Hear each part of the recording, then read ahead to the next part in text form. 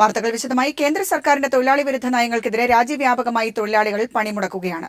അർദ്ധരാത്രി ആരംഭിച്ച പണിമുടക്കിൽ ഇന്ന് രാജ്യം നിശ്ചലമായി.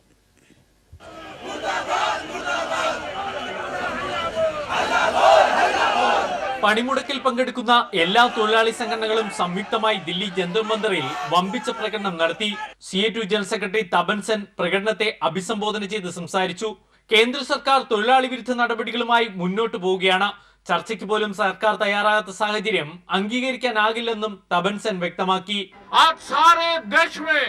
औद्योगिक और सर्विस सेक्टर असंगठित क्षेत्र का मजदूर मुकम्मल हड़ताल कर रहा है। करीब 12 से 13 स्टेट में बंद की स्थिति पैदा हो गया है। कई सारे ट्रांसपोर्ट ठप हो गया है. എല്ലാ സംസ്ഥാനങ്ങളിലും തൊഴിലാളികൾ പ്രകടനം നടത്തി. പശ്ചിമ ബംഗാൾ, ത്രിപുര, ഹരിയാന തുടങ്ങി 10ഓളം സംസ്ഥാനങ്ങളെ പണിമുടക്ക് കാര്യമായി ബാധിച്ചു. ദില്ലിയിൽ JNU സർവകലാശാല അധ്യാപകർ പണിമുടക്കിന് ഐക്യദാർഢ്യം പ്രകടിപ്പിച്ചു. ദില്ലി സർവകലാശാലയിലും പണിമുടക്കുണ്ടായി. ദില്ലിയിലെ വ്യവസായ മേഖലയായ ഗുഡ്ഗാവിലെ ഫാക്ടറികൾ പ്രവർത്തിച്ചില്ല. ബാങ്കിംഗ്, ഇൻഷുറൻസ്, പ്രതിരോധ മേഖലയും സ്തംഭിച്ചു. ഉത്തർപ്രദേശ്, പശ്ചിമ ബംഗാൾ സംസ്ഥാനങ്ങളിലെ ഗതാഗത മേഖലയിലെ തൊഴിലാളികൾ പണിമുടക്കിയതിനാൽ നിരവധി സർവീസുകൾ റദ്ദാക്കി. ട്രെയിൻ സർവീസും പല സ്ഥലത്തും തടസ്സപ്പെട്ടു. News bureau, Delhi. തലസ്ഥാന നഗരം ഉൾപ്പെടെ തെക്കൻ കേരളത്തിൽ ദേശീയ പണിമുടക്ക് പൂർണ്ണമായിരുന്നു. സ്ഥാപനങ്ങൾ അടഞ്ഞുകിടന്നു. വിവിധ കേന്ദ്രങ്ങളിൽ തൊഴിലാളികൾ പ്രകടനം നടത്തി. വ്യവസായ തലസ്ഥാനം ഉൾപ്പെടുന്ന മധ്യ കേരളത്തിലും പണിമുടക്ക് പൂർണ്ണമായിരുന്നു. വ്യവസായ സ്ഥാപനങ്ങൾ അടഞ്ഞു തന്നെ കിടന്നു. കൊച്ചി മെട്രോ നിർമ്മാണം നിലച്ചു. വിവിധ കേന്ദ്രങ്ങളിൽ തൊഴിലാളികൾ പ്രകടനം നടത്തി.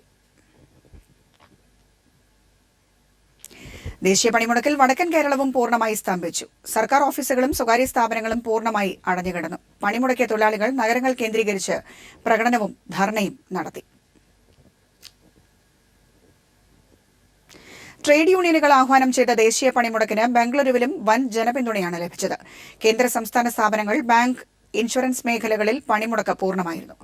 വ്യാവസായിക മേഖല പണിമുടക്കിൽ നിശ്ചലമായി. അസംഘടിത മേഖലയിലെ തൊഴിലാളികളും ഓട്ടോ ടാക്സി തൊഴിലാളികളും പണിമുടക്കിൽ അണിനിരന്നു.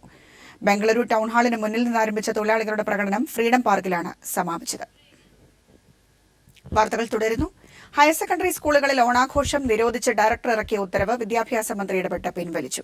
സ്കൂൾ സമയത്ത് ഓണാഘോഷം പാടില്ലെന്നായിരുന്നു ഡയറക്ടറുടെ ഉത്തരവ്.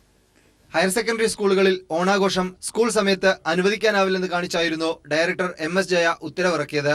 ആഘോഷവേളയിൽ യൂണിഫോം നിർബന്ധമാക്കിയും നിർദ്ദേശം നൽകി. വേഷവിധാനത്തോടെയുള്ള കലാപരിപാടികൾക്ക് പ്രിൻസിപ്പലിന്റെ അനുവാദം വാങ്ങണം.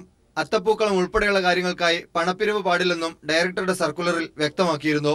ഡയറക്ടറുടെ ഉത്തരവ് ശ്രദ്ധയിൽപ്പെട്ടതോടെ പിൻവലിക്കാൻ വിദ്യാഭ്യാസ മന്ത്രി നിർദ്ദേശം നൽകുകയായിരുന്നു. പരിശോധിച്ചതിനു ശേഷം മറ്റു കാര്യങ്ങൾ തീരുമാനിക്കാമെന്നും മന്ത്രി ഡയറക്ടറെ അറിയിച്ചു. News bureau, Thiruvananthapuram. റോഡപകടങ്ങൾ വർദ്ധിച്ചു വരുന്നതിനെതിരെ സന്ദേശവുമായി ഫയർ കെയർ അഗ്നിശമന ഉപകരണ ഉൽപാദകർ തിരുവനന്തപുരത്ത് ബോധവൽക്കരണ ജാഥ നടത്തി. VS ശിവകുമാർ MLA പേട്ടയിൽ ജാഥ ഫ്ളാഗ് ഓഫ് ചെയ്തു. 50ഓളം ഇരുചക്ര വാഹനങ്ങൾ ജാഥയിൽ പങ്കെടുത്തു. തുടർന്ന് നടന്ന ചടങ്ങിൽ ഫയർ കെയറിന്റെ ധീരതാ പുരസ്കാരങ്ങൾ വിതരണം ചെയ്തു. Fire care director Deep Sathyan പരിപാടികൾക്ക് നേതൃത്വം നൽകി. മധ്യ തിരുവിതാംകൂറിൽ ഏറ്റവും പ്രചാരമുള്ള വിനോദമാണ് പകിടകളി. ഓണക്കാലമാകുമ്പോൾ പകിടകളിയുടെ ആവേശത്തിലാകും ഇവിടുത്തെ ഓരോ ഗ്രാമങ്ങളും. പുരയിടങ്ങളിലും പറമ്പുകളിലും പാതയോരത്തുമൊക്കെ താൽക്കാലിക ഷെഡ് കെട്ടി പകിടകളം ഉണ്ടാക്കിയാണ് പകിടകളി ടൂർണമെന്റുകൾ നടത്തുന്നത്.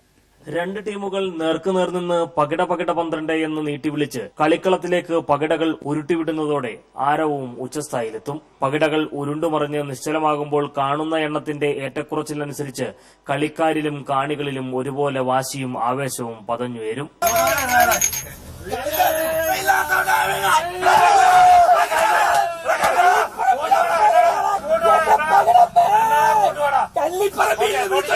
ഓരോ ടീമിനും കരുക്കൾ നീക്കാൻ ഓരോ പോരുകാരനും കളി നിയന്ത്രിക്കുന്ന അമ്പയറുമൊക്കെയുണ്ട്. 3 ദശാബ്ദക്കാലമായി പകിടക്കളത്തിൽ സജീവമായി നിൽക്കുന്ന ഹരിഹരൻ നായർ.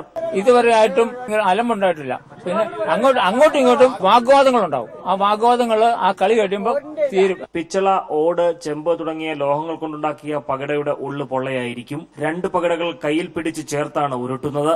പകിടയുരുട്ടി കിട്ടുന്ന എണ്ണത്തിനനുസരിച്ച് 4 കരുക്കൾ കളത്തിലെ കോളങ്ങളിലൂടെ മുന്നോട്ട് നീക്കി നടുക്കളത്തിലെ തായത്തിലെത്തുമ്പോഴാണ് പകിടകളിയുടെ വിജയിയെ പ്രഖ്യാപിക്കുക. ഒത്തിരി ഓർമ്മകളുമായി വീണ്ടും ഒരു ഓണക്കാലം എത്തുമ്പോൾ പകിടകളിൽ കൊണ്ട് സജീവമാവുകയാണ് മധ്യ തിരുവിതാംകൂറിലെ ഗ്രാമപ്രദേശങ്ങൾ. ഇറഞ്ഞാലിൽ നിന്നും ക്യാമറമാൻ സാന്തിത്താർപ്പുക്കരോടൊപ്പം TP പ്രശാന്ത്. ഗോപു നന്ദിലത്ത് ജിമാർട്ട് ഉപഭോക്താക്കൾക്കായി ഏർപ്പെടുത്തിയ സമാന പദ്ധതിയുടെ നറുക്കെടുപ്പ് കൊച്ചിയിൽ നടന്നു. ഇടപ്പള്ളി ഷോറൂമിൽ നടന്ന ചടങ്ങിൽ ചലച്ചിത്രതാരം മഞ്ജു വാര്യരാണ് നറുക്കെടുപ്പ് നിർവഹിച്ചത്. Gopu Nandilath group chairman Gopu Nandilath, Arjun Nandilath, CEO PS ഉബേർ തുടങ്ങിയവർ ചടങ്ങിൽ പങ്കെടുത്തു.